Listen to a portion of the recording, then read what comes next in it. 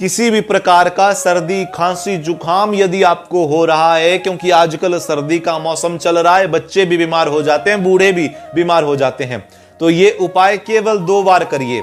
रात को करिए, सवेरे करिए। तो 2 बार ही इस उपाय को करने से आपकी जो खांसी है, सर्दी आपको हो रही है, आपको लाभ मिलेगा। आपको विश्वास ना हो, करके देखिए। आपको क्या करना है, एक बड़ी इलायची को लेकर के उसको अच्छे से भून लीजिए। इतना भून लीजिए कि बाहर से उसका कोयला बन जाए और अंदर से जो बीज है वो सुरक्षित रहे। फिर उसको शहद में मिलाइए, अच्छे से मिलाइए, अपने बच्चों को भी खिलाइए, बूढ़े व्यक्ति को भी खिलाइए। इसका कोई साइड इफेक्ट नहीं है, तो आप कभी भी कैसे भी इसका इस्तेमाल कर सकते हैं, आपको अवश्य लाभ मिलेगा। ये हमारे आयुर्वेदिक उपाय हैं। राधे राधे।